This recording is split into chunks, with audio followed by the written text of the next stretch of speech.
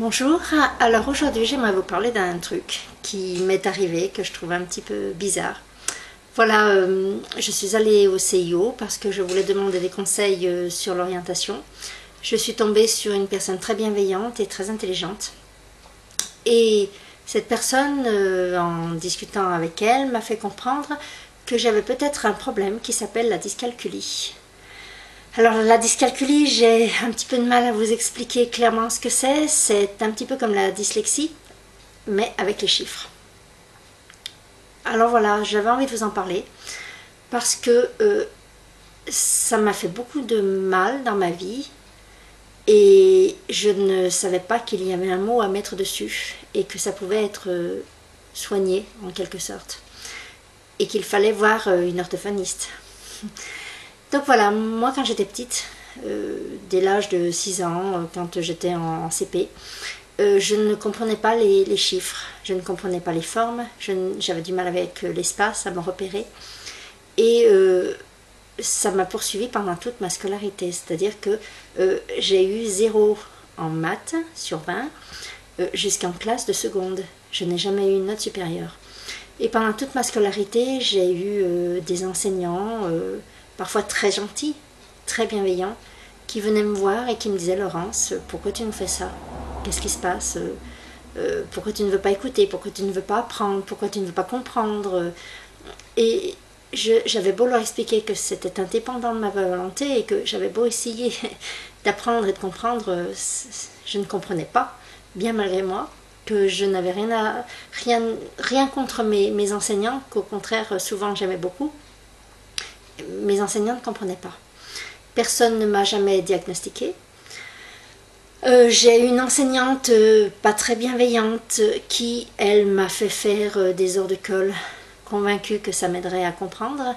J'ai eu presque tous les samedis pendant une année entière collés. Et cette prof de maths, qui était l'épouse de mon prof de français, qui lui était formidable, était un dragon qui m'a malmenée comme ça pendant une année entière, sous prétexte que j'étais une forte tête, ce que je n'étais pas. J'avais également un problème avec l'heure, la lecture de l'heure. Et là, c'était mon père qui n'était pas très compréhensif envers ça et qui aimait bien m'humilier en essayant de me faire lire l'heure devant les étrangers. Et ensuite, ça a été le tour de mon mari qui est très chiffre, très tableau, voilà, ces choses avec beaucoup de nombres et auxquelles je n'ai jamais rien compris. Et il y a eu des disputes, il y a eu des frictions à propos de ça parce que il me disait que j'étais pénible. Et j'ai entendu cette phrase très souvent: tu es pénible, parce que je ne comprenais pas du tout sa façon de penser, sa façon de s'exprimer, qui était toujours très mathématique, très logique et très chiffrée, sa façon de se repérer dans l'espace. Et mon mari fait des tableaux Excel, et il en fait pour tout, il en faisait même pour mes DVD, il en fait pour tous les classements, pour notre tirelire, pour tout. Et il se mettait très très en colère quand il essayait de me les expliquer et que je ne comprenais pas leur fonctionnement. Donc ça allait très loin.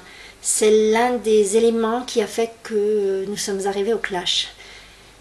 Et j'ai passé des années, j'ai passé 40 ans de ma vie à culpabiliser, à ne pas comprendre.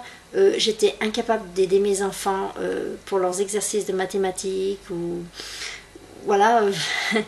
À l'école, quand ils étaient même très petits en maternelle, je ne pouvais pas leur faire une addition ou corriger un exercice. J'en étais incapable parce que je ne comprenais pas, même les exercices de la classe maternelle, rien du tout. Je n'ai aucun sens de l'orientation et on peut me perdre n'importe où très facilement. Donc les gens qui m'entourent ont beaucoup de mal à le comprendre. Encore une fois, mon mari ne le comprenait pas du tout. Et j'ai découvert, grâce à une orthophoniste que j'ai vue aujourd'hui, que je n'étais ni complètement dingue, ni complètement idiote, que je n'étais pas une attardée mentale comme je l'avais été diagnostiquée quand j'avais 6 ans par une psychologue chez laquelle ma mère m'avait conduite, mais que j'étais une personne d'une intelligence tout à fait normale et moyenne, et que je souffrais simplement d'un problème neurologique. Donc je suis rassurée. Bizarrement, je suis très rassurée parce que en allant voir une orthophoniste, on peut remédier à ce problème. Je voudrais travailler dans quelque chose qui emploie des chiffres, donc je vais avoir besoin de remédier à ce problème. Mais je suis ravie de savoir enfin de quoi il s'agit et de penser que les gens qui pendant des années se sont moqués de moi, m'ont rejeté, m'ont regardé de biais, m'ont puni, m'ont disputé, ont hurlé contre moi parce que soit je ne comprenais pas les tableaux Excel, soit parce que je ne comprenais pas les simples additions, soustractions, multiplications, divisions, n'en parlons pas, j'en passe, parce que je ne savais pas rendre la monnaie, parce que je ne savais pas me repérer dans l'espace. Ces personnes qui n'ont pas fait preuve de compréhension et de bienveillance, mais m'ont crié après, étaient des imbéciles. Je ne vois pas d'autre mot. Parce qu'il aurait suffi que l'un d'eux, de mes enseignants, passant par mes parents, puis par mon mari, que l'un d'eux prenne un peu le temps de m'écouter, de voir que je n'étais en aucun cas responsable et qu'en aucun cas je ne cherchais à faire du mal à qui que ce soit, que j'étais juste dans l'incompréhension face à l'espace et face aux chiffres.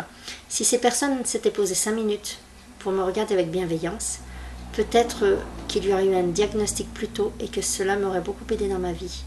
Parce que ma scolarité était chaotique et difficile, et que pour trouver un travail, ça m'a toujours beaucoup angoissée, par exemple la vente, d'être obligée d'être face à un rendu de monnaie. Et j'en avais honte de moi, j'avais honte d'en parler, je n'osais pas. J'en parle ouvertement aujourd'hui, j'en suis très contente. Parce que poser un diagnostic, ça peut aider énormément à avancer. Alors, si dans votre entourage, vous avez une personne, enfant, ado, adulte, peu importe, qui vous dit qu'elle n'a pas du tout le sens de l'orientation, qu'elle a du mal à lire l'heure, qu'elle ne sait pas rendre la monnaie et qu'elle ne sait pas faire une opération même très simple, ne la regardez pas avec malveillance, incompréhension ou un sourire en coin et ne lui criez pas après parce que ça ne sert strictement à rien, étant donné que c'est un problème neurologique. Donc ça ne dépend pas de la volonté. Et pourtant j'ai beaucoup de volonté, mais ça, je n'y pouvais rien. Donc voilà, je voulais vous parler de ça. Et j'espère que grâce à ça, il y aura peut-être un jour des gens qui souffrent du même problème, qui pourront aller se faire diagnostiquer et se faire aider, parce que ça me semble très important. Bonne soirée.